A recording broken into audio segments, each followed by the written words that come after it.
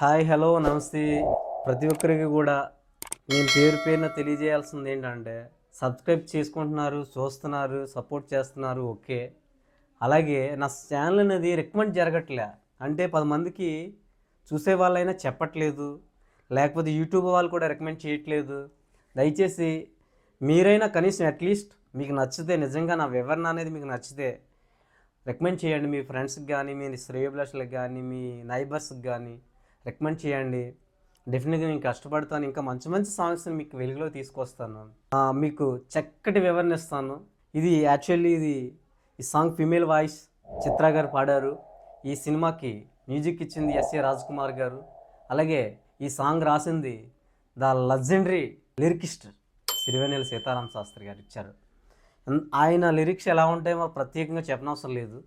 So ఈ lyrics కంటే కూడా మనం ఈ సాంగ్లో హైలైట్ ఏంట్రా అని చెప్పేసి మనం అనుకుంటే డెఫినెట్గాను చిత్ర గారి వాయిస్ అని చెప్పుకోవచ్చు. అయితే ఈ సాంగ్లో పర్టికులర్గా హైలైట్ ఏంట్రా అంటే డెఫినెట్గా ఫైనల్లో నేను చెప్తా. సో సాంగ్లో రివ్యూలోకి వెళ్ళిపోదాం. ఏదో ఒక రాగం పిలిచింది వేళ, నాలో నిదురించే గతమంతా కదిలేలా. ఏదో ఒక రాగం పిలిచింది వేళ, నాలో నిదురించే గతమంతా కదిలేలా.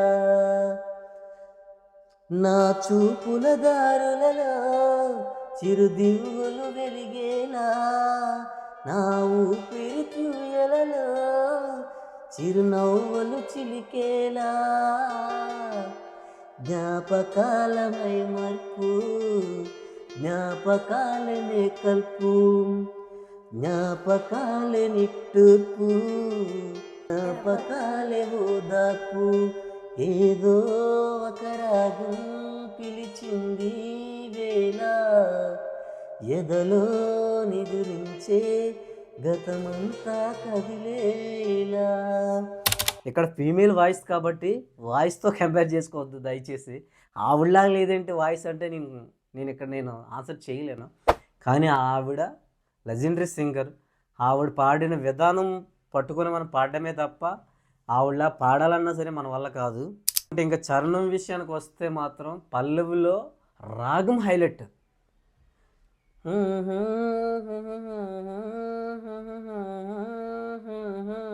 ఆ రాగం హైలైట్ పల్లవిలో.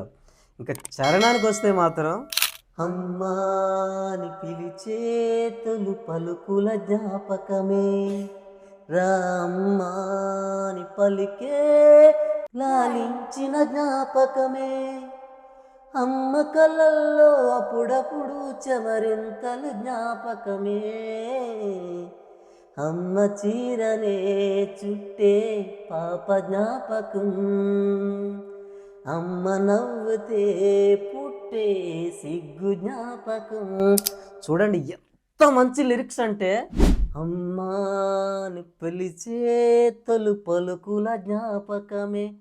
ఫస్ట్ మనం అమ్మ అని పిలిచే ఆ పిలుపు, ఆ జ్ఞాపకం ఎలాంటిదంటే నిజంగా ఒక తల్లికి, తల్లిదండ్రులకు మాత్రం మెయిన్ పర్టికులర్గా అమ్మ అని పిలిచేటప్పుడు ఆ తల్లికి ఆ జ్ఞాపకం చాలరా ఈ జన్మకి, నాకు నా కూతురు కావచ్చు, నా కొడుకు కావచ్చు, నన్ను అమ్మ అని పిలిచాడు అని అనిపిస్తుంది. రామ్మాని అమ్మే లాలించే జ్ఞాపకం. అమ్మ కూడా మనల్ని అమ్మ రామ్మ అని చెప్పేసి మనల్ని లాలిస్తా చూడు, ఆ జ్ఞాపకం కూడా మరవలేని అనుభూతి. అమ్మ కళ్ళల్లో అప్పుడప్పుడు చెమరింతలు జ్ఞాపకమే, అమ్మ చీరనే చుట్టే పాప జ్ఞాపకం, అమ్మ నవ్వుతే పుట్టే సిగ్గు జ్ఞాపకం. అమ్మ చీరను మనం చుట్టేకునేటప్పుడు ఆ జ్ఞాపకం కావచ్చు. అలాగే అమ్మ నవ్వితే చూడండి, అమ్మ మనల్ని చూసి నవ్వితే మనం ఇచ్చే ఎక్స్ప్రెషన్స్ ఉంటాయి. మనం కావచ్చు, మన అక్కలు కావచ్చు, మన చెల్లెలు కావచ్చు, మనం ఇచ్చే ఆ జ్ఞాపకం అనేది అసలు వేరే లెవెల్లో ఉంటుందని చెప్పేసి ఎంత మంచిగా వివరణ ఇవ్వడం జరిగింది. ఫస్ట్ చరణం ఇంత మంచి లిరిక్స్ ఇచ్చారా అంటే ఇంకా సెకండ్ చరణానికి వస్తే, గుళ్ళో కథ వింటూ నిదురించిన జ్ఞాపకమే.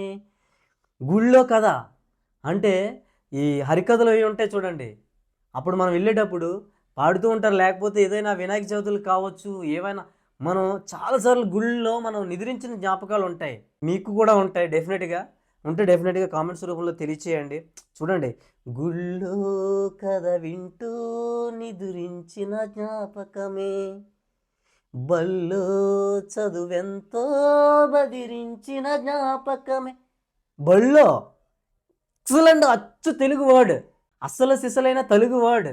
బల్లో, బడిలో కూడా కాదు, బల్లో చదువెంతో బెదిరించిన జ్ఞాపకమే, గవ్వలు ఎన్నో సంపాదించిన గర్వం జ్ఞాపకమే, నెమల కళ్ళనే దాచే చోటు జ్ఞాపకం, జామ పల్లనే దోచే తోట జ్ఞాపకం, గవ్వలు ఎన్నో సంపాదించిన గర్వం జ్ఞాపకమే.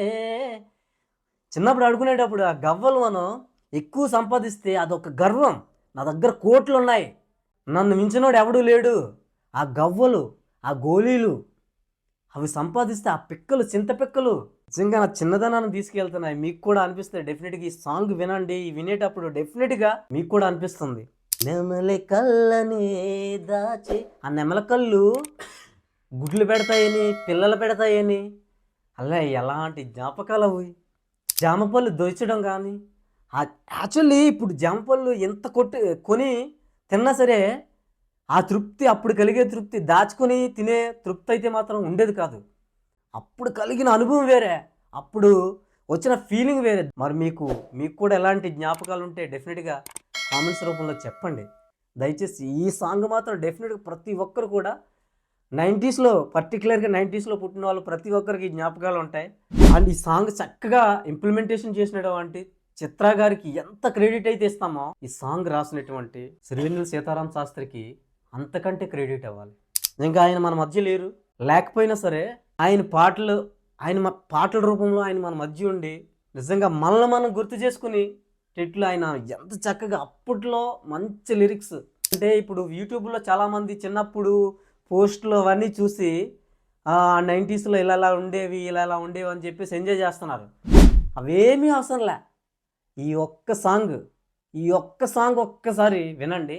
మీ చిన్ననాటి జ్ఞాపకాలన్నీ గుర్తు రాకపోతే చెప్పండి. ఈ సాంగ్ హైలైట్ ఏంట్రా అంటే లిరిక్స్, మ్యూజిక్ కాదు, పాడిన విధానం కూడా కాదు, అవన్నీ హైలైటే. కానీ వాటన్నిటినీ మించి ఈ సాంగ్కి హైలైట్ ఏంట్రా అంటే లిరిక్స్. సో నేను ఫస్ట్ ఈ సాంగ్ క్రెడిట్ ఎవరికి ఇస్తాను రా అంటే డెఫినెట్గా సిరివెన్నెల సీతారామ శాస్త్రి గారికి ఇస్తాను. సో మరి మీరు